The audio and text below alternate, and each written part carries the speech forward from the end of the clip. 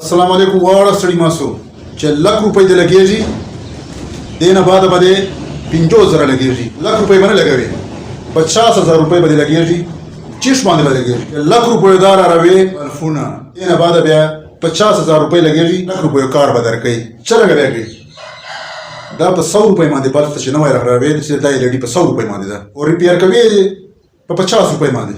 ایل ای ډي ورته راوړی شوه هغه یو کال تېری که تا په 100 روپۍ کړی یا خپله ترې پېر کړی یو کال تېری اوس د ذهن چې سوال راځي چې زه بیا ټیک کوم څرنګه دې کاویې ضرورت په کېږي ما ته خو بیا به زه دا اخلم په 9,500 باندې نه دا به نه اخلی ټماټرو چاړه دې کور چې سته که نه په هغه بیا ټیک کوي ټماټر چې په کټ کوي په هغه چاړې بیا ټیک کوي بل به هېڅ شي ضرورت نه پېږي نه کاویې نه ټمکې په 50 روپۍ باندې بیا 100 روپۍ چار کوي او تا کور چې که 10 لګېدلي که 40 لګېدلي که 10 لګېدلي چې 10 لګېدلي 1000 روپۍ سلې او چې کور چې جوړوي خپل هغه ریپیر کوي نو په 500 روپۍ باندې نو راجو څرنګه به جوړو انتظار د ختم کوم اچھا دا بلف چې دا ریډي دا خرابه ده نو دا به موږ خلاصو زه خلاصولو طریقه ته شو بغیر کاویې به ان شاء الله ټیکو نو دا به په دې طریقې خلاصوي داسې بیا ون چې په دغه لاس باندې او داسې د سر به ونه درې کې نو دا کومه ایل ای ډي چې لګېدلې ده په چې د سرکټ لاندې سرکټ ته د ایل ای ډي چې سرکټ نشته دا وګوره دا ټانکې په وینې مخکې به د ایل ای ډي ور بدلوله دا ټانکې به دې لګولې کاویې ضرورت پکې د دې چې سرکټ ته نه نو دا به موږ خلاصو څرنګه دا اول به دا چې کوم ځای دته اي سي بجلی ورځي دا کنیکشن چې دي سرکټ ته کوم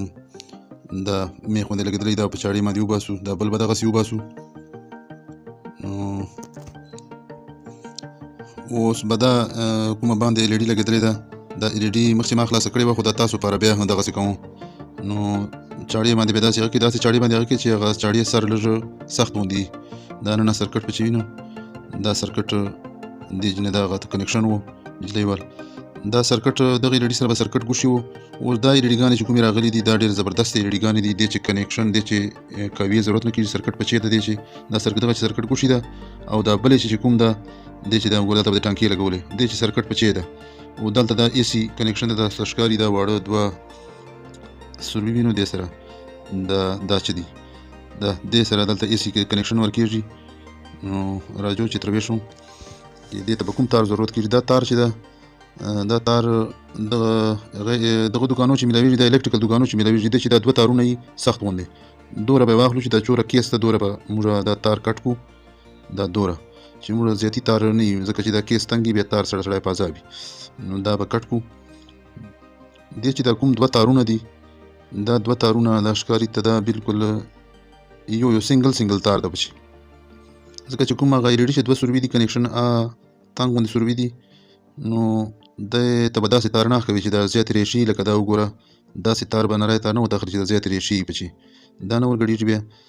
صرف دغسې کلک تار به ورته اخلي چې صرف سنګل تاري نو دا تار چې د موږ به دې هغه نه وباسو دا دوه سره تارونه دا تارونه به ونه وباسو سخت غوندې تارونه دي سنګل نو دا کوم سرونه چې دي دا به لږکې دوره که در موږ سپین کړو او دا چې کوم دغه چې دا دوه سروي وي نو دې ته به یو ورګډ کړو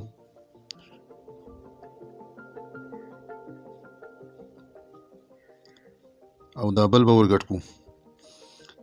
دا بل سروي ته ورګډ کړو او دا تارونه به یې دومره سپین کړي چې خپله باندې ټچ کېږي نه په باډۍ باندې ټچ کېږي نو دا تارونه واپس نه وځي دې چې کلیپان لګېدلي دي واپس یې که وچه کوي بیا هم نه راځي که بیا نعمته د سرونه زیات تر وتلي وو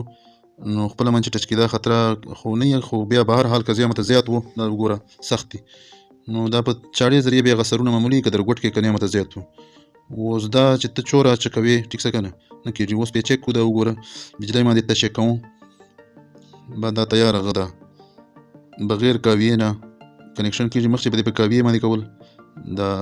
دا وګوره زبردست بلیږي بجلی باندې دا اوس کیس ته بیا اچوو هغه کوم کیس نه مو چې هغه بل کښلی وو اوس خو سرکټ نشته په چې ډایرکټ په هغه ځای چې کوم ده هغه سرویونه بیا باسو دا به تارونه به لږکې ورته سیخ کړو چې هغه نه دواړه ووځي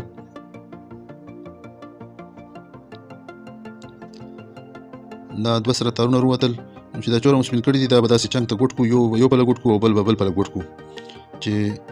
موږ کوم که هغه په لګو دا میخ غوندې دا چې دا په لګو نو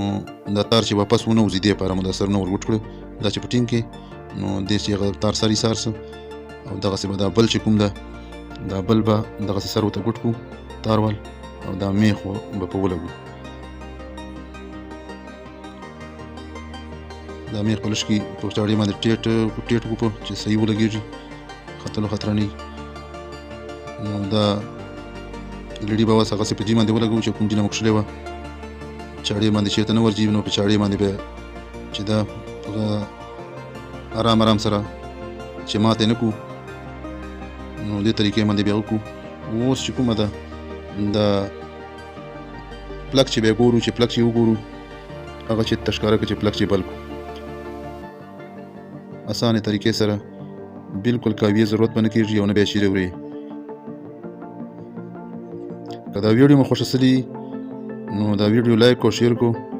دا ما ول چینل ته سره سبسکرایب کو. که په فیسبوک باندې ګورو نو دا ما پیج هم ضرور فالو کو. تر بلې ویډیو پورې اجازه ته نه غواړم. الله حافظ.